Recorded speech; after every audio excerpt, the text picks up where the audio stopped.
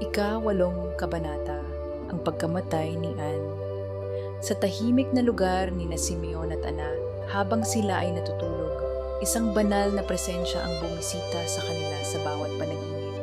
Ang tinig ng Diyos, banayad ngunit hindi mapag-alinlanganan, ay bumulong sa kanila na inihayag ang katotohanan ng kaguluhang nag-anap sa loob ng templo.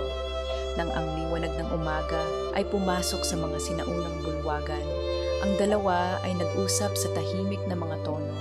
Ang kanilang mga puso ay mabigat sa bigat ng banal na paghahayag. Muli nilang tinawag si Maria, lumambot ang kanilang mga ekspresyon sa kaalamang dala nila ngayon. Hinarap siya ni Simeon ng may kalmadong determinasyon.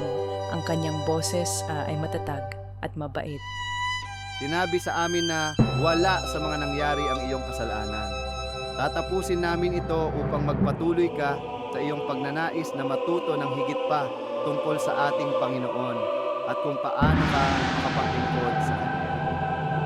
Ang mga mata ni Maria ay kumikinang na may tapat na pagpapakumbaba habang siya ay sumagot. Ang kanyang boses ay nanginginig sa katapatan.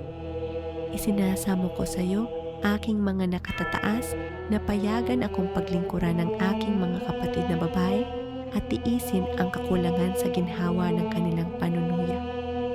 Ako ay lubos na nakikinabang sa kanilang pagtuturo, ngunit hindi kita susuwayin at kung ikaw ay mag-uutos, aking didinggin ang iyong salita.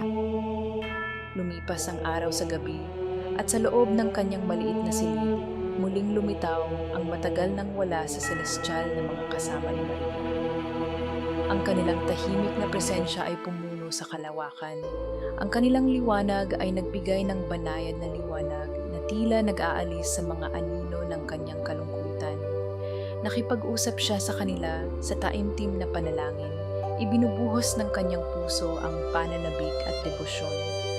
Pagkatapos ng isang panahon ng malalim na pagtatago, muling ipinakita ng Panginoon ang kanyang sarili, na nagpakita sa kanyang harapan ng may banayad na ningning na nagpaningning sa kanyang puso sa pinakahihintay na init.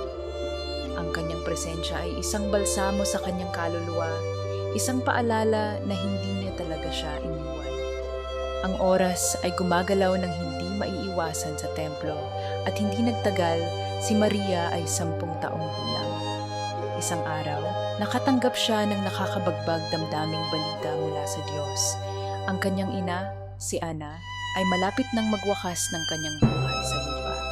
Sa utos ng Diyos, ang mga anghel ay ipinadala upang ibalik si Maria sa kanyang lugar na sinilangan. Sa isang eksenang puno ng kalungkutan at sagradong tungkulin, naupo si Maria sa tabi ng kama ng kanyang ina, marahan na hinawakan ng kamay ni Ana habang humugot ang huling hininga. Sa magiliw na pag-aalaga, ipinikit niya ang mga mata ng kanyang ina.